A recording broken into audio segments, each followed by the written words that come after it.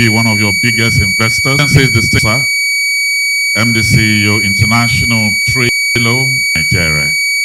Your Excellencies, distinguished ladies and gentlemen, Minister for Foreign Affairs and Trade in Korea. At the United Nations, he spearheaded the Sustainable Development Goals, keeping an humanitarian effort to have this 81-year-old man that looks 35. Please welcome here the 8th UN Secretary General, His Excellency Ban Ki-moon.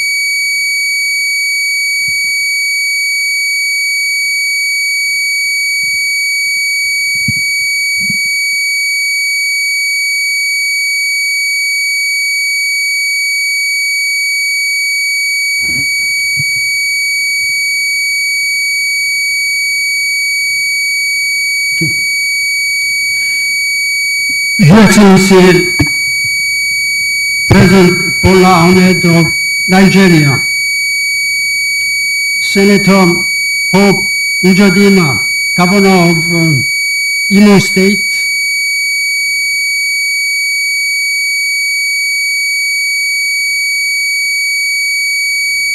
distinguished heads of state and government, ladies and gentlemen, I'd like to skip all distinguished leaders' names because so many people have recognized them. Just to time sake, please excuse me, all the protocols are observed. Thank you very much.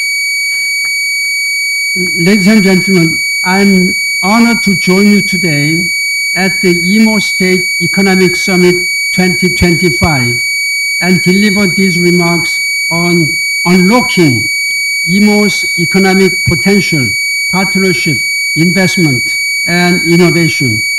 And it is my privilege to speak to all of you at such an important juncture as we strive to advance growth, expand climate action, achieve sustainable development, build peace, and empower women and global citizen leaders to forge a sustainable and prosperous future for all people and our planet. My gratitude goes to the Honorable Hope Uzodinma, Governor of Imo State, for his leadership and also inviting me to speak at the same time. Excellencies, ladies and gentlemen, this is a time of great significance for taking climate action and accelerating achievement of the UN Sustainable Development Goals, SDGs, through cooperation and partnership. Before entering the substance, I have the pleasure to talk to you about Ms. Amina Mohammed, a Nigerian diplomat and a politician who is serving now as UN Deputy Secretary General and number 2 person within the United Nations system. Initially, I'm not boasting myself, it was I who picked her up while serving as a Secretary General. And I'm very pleased to tell you that my decision was the right decision. And let us give a big applause. Thank you. Excellencies, ladies and gentlemen, actually, we are living in an unprecedented era of multiple crises and elevated uncertainty. Great power rivalry is intensifying, particularly between the United States and China, and the bloody wars in Ukraine and Gaza represent one of the most dangerous moments for global security in decades, with a profound humanitarian impact. At the same time, most serious and worrisome is to humanity is that our planet Earth, is on fire, virtually, both literally and figuratively, So the climate crisis is deepening with the surging temperatures, burning wildfires, and raging floods. Global crises such as conflict, pandemics, and climate change have showed us how much we are interconnected. They also make it clear that we need global solutions in response, and such solutions must be rooted in partnership, global partnership, and inclusivity. Today, I'll speak to you how we can advance in this era of global uncertainty and security. Dynamic African leaders and various initiatives such as the Imo State Economic Summit to succeed in creating a more peaceful, sustainable, and prosperous future for all. I thank again the Governor of Imo for inviting me and also taking such a great initiative. Excellencies, ladies and gentlemen, this is my first visit to Imo State. My visit to Imo State today reminds me of enormous sufferings and difficulties that African people, particularly people in Imo State, should have overcome because of colonization and subsequent war, as the Korean people did. Surmounting is a painful and turbulent history. Africa today holds the keys to unlocking so many solutions to current global challenges that humanity and our planet are facing, including climate change and UN Sustainable Development Goals. And I have also tirelessly advocated for climate adaptation and resilience in Africa, including through my active participation and strong support at important events, including Africa Climate Summit.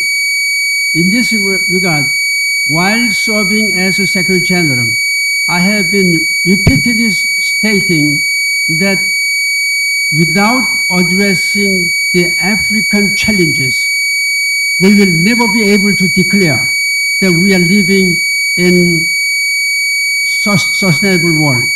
This commitment is still continuing. I'm speaking out as former Secretary General. Ladies and gentlemen, the climate crisis is here and now. So we must elevate action and political will to cut carbon emissions, enhance climate adaptation, and implement the Paris Climate Change Agreement adopted 10 years ago on December 12, 2015.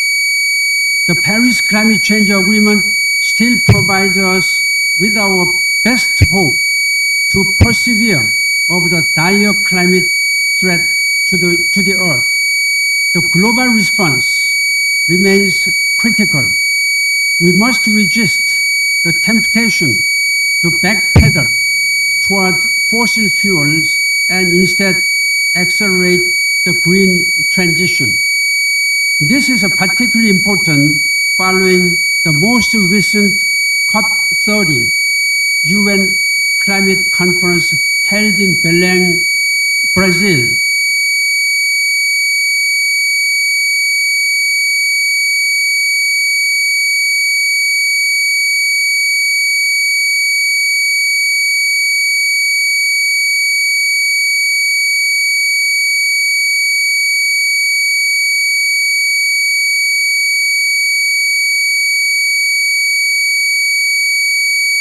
Finance to implement the UN global goals, limit temperature rise, preserve bio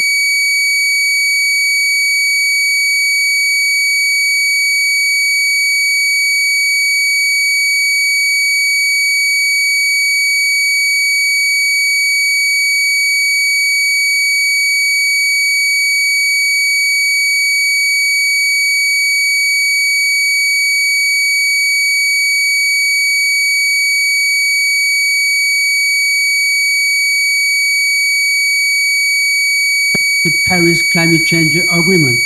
This is very regrettable. Ladies and gentlemen, the 10 hottest years of globally recorded temperature have all occurred over the last decades, and WMO, World Meteorological Organization, said that last year, 2024, was the first year to exceed 1.5 degrees Celsius, which means 1.55 degrees Celsius above pre-industrial levels. Therefore, unless we act swiftly to cool the earth, we will face a chain of crises that shall threaten lives and livelihoods across every continent and ocean. Scientists warn of rapid sea level rise, shrinking habitable land. There are not distant myths, but rather immediate realities. At the heart of such action, we must drastically slash the planet's carbon emissions on the road to net zero emission by 2050 and ensure a just transition for all. This will address energy shortages, improve human well-being, and catalyze cooperation, and Africa and its people, private sectors, and civil societies could and should play a very important